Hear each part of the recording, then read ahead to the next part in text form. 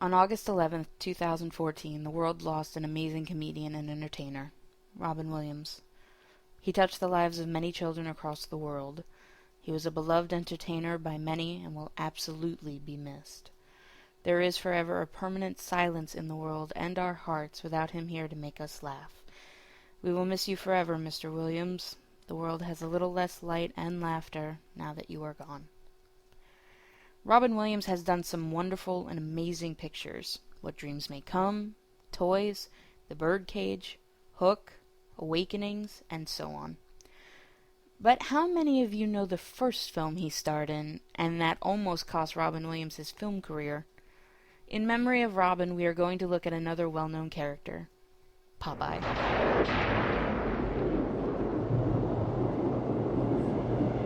Popeye is a 1980 musical comedy starring Robin Williams and Shelley Duvall. It's the live-action version of E.C. Seeger's Thimble Theater, aka Popeye comic strip. Welcome to Sweet Haven.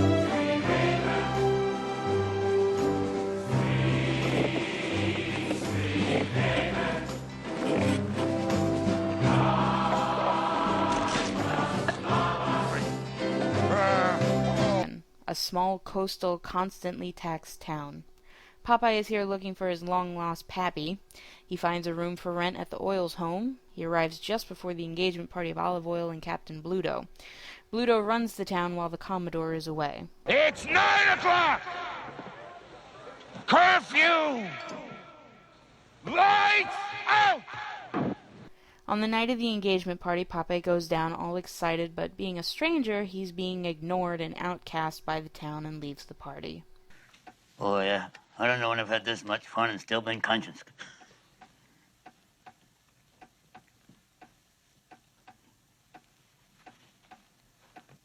Well, better be on my way. Old reservoir. Bluto comes by and is downstairs waiting for Olive. However, Olive has run away.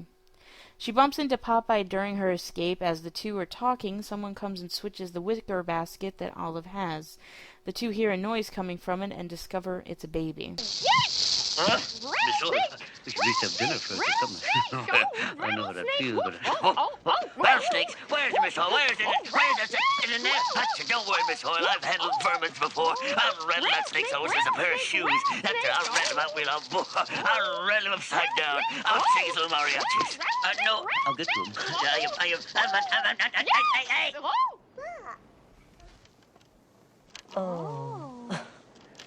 Popeye and Olive come back with the baby to her house, which has been half destroyed from Bluto's rage of waiting for her. I'm mean!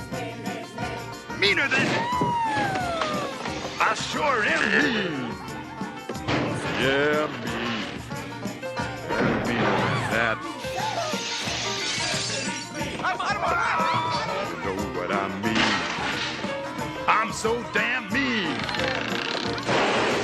I'm mean!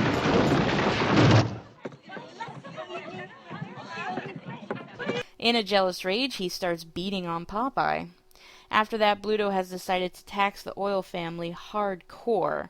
Just about everything they had left is taken away. Plus one sunflower embarrassing the taxman tax. Poi! And double poi! Meanwhile, Olive and Popeye begin to bond while taking care of the baby Popeye has decided to call Sweet Pea. Sweet Pea? You're bats. Oh, yeah?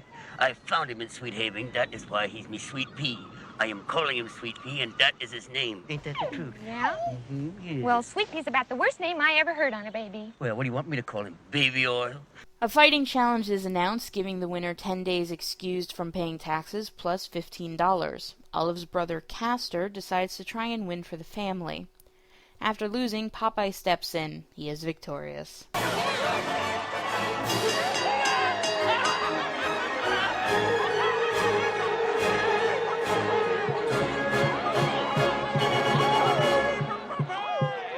That night, Popeye goes to check on Sweet Pea and finds Olive there.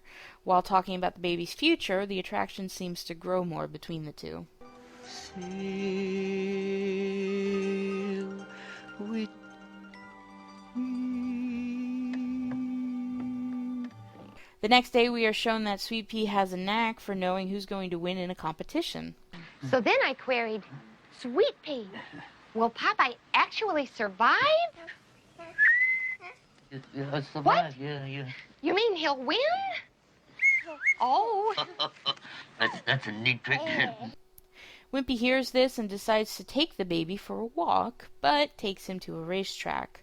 The Oils discover where Wimpy has really gone and go to get Sweet Pea back. Bluto sees Wimpy and the baby winning, and Bluto bribes Wimpy into kidnapping the baby and giving it to him. Bluto takes Sweet Pea to the Commodore, but he has no interest in Bluto's interest of using Sweet Pea to make money. The kid's worth a fortune, Commodore. Yeah, I got all the fortune I cares about, you idiot. I got me buried treasure. And don't you wishes you knows where it's hid. Bluto then ties up the Commodore and kidnaps the baby to go find the Commodore's treasure. Olive and Wimpy find Sweet Pea and go tell Popeye they found him and Popeye's father. Popeye goes to save Sweet Pea and comes face to face with his papa.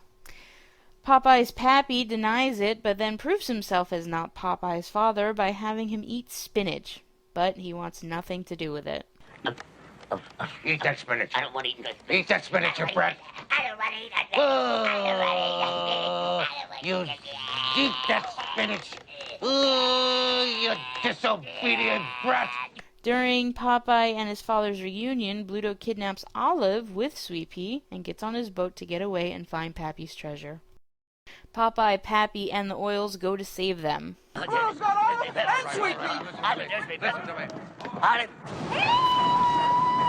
Popeye! Olive. Who gave me Olive?